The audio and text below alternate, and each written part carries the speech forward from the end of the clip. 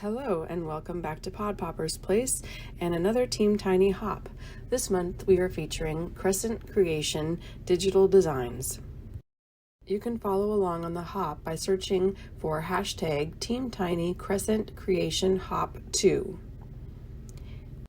This hop will be featuring digital designs from Crescent Creation along with embellishments that we were given to use, and there is a chance to win a $25 gift certificate to the store. So be sure to comment on each video, like, subscribe, and follow along on the hop for more chances to win. So for this hop I wanted to play around with some different strips of Christmas paper. This is paper that I've had from Stampin' Up! For quite a long time. So I cut them into about 1/2-inch strips, and I have 4 different designs. It's actually 2 double-sided sheets, and then I cut up, and actually it made quite a bit, so I had already made one kind of card to kind of test it out, and so I make 2 cards doing the same technique. And so I just glue them down, and the key to this is to really glue down the pieces of paper well. You don't want to have any spots where they're going to lift up later, because we're going to use dies to kind of cut some shapes out of there.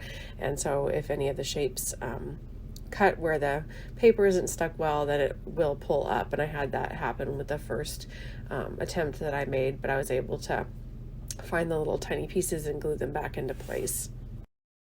Behind the cutouts of the snowflakes, I just used a plain piece of paper, and I used my Brilliance silver ink. It's pigment ink, and so you can use it with heat embossing, and so that's what I wanted to do to make it sparkle. So I used some Stampin' Up!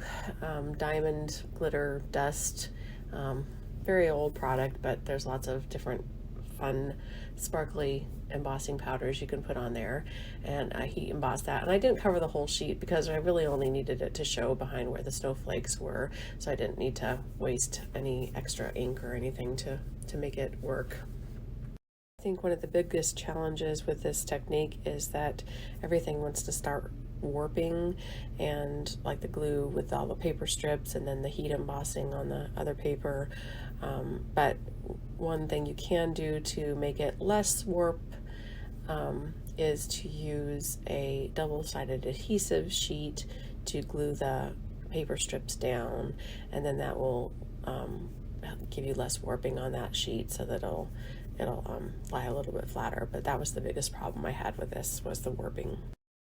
So I used a decorative embossing folder also on these. I just like the kind of printed texture it gives, and it really secures all the papers together too.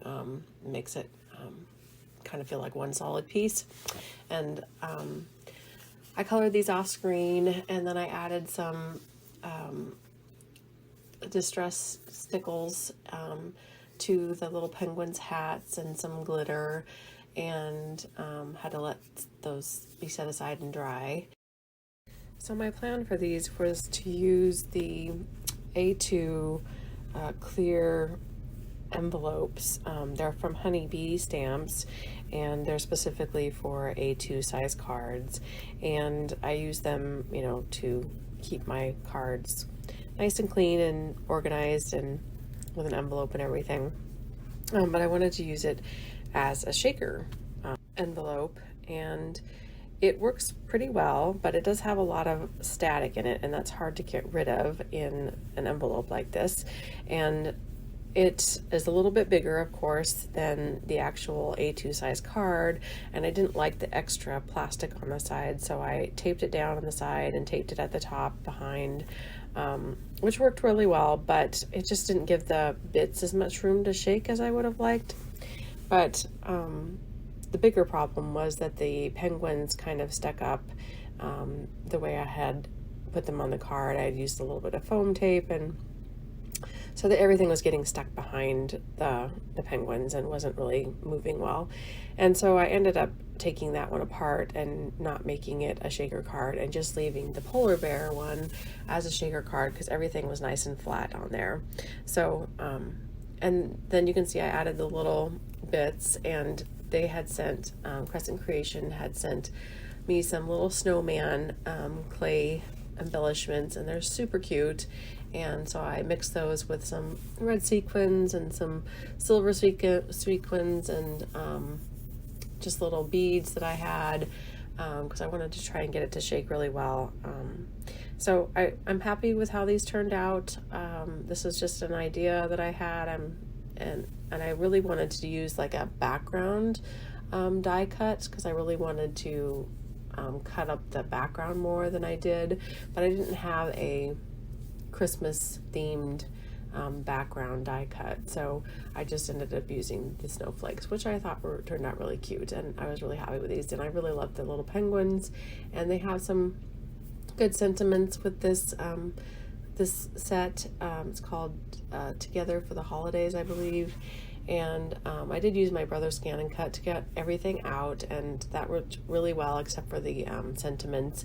I should have cut those separately. Like, I cut the pictures out and everything at the same time, and so of course it cut that edge around, and so I should have cut the pictures out first with a little bit of the edge around the outside, and then should have cut the words separately and cut inside the lines that I created, and it would have worked a lot better.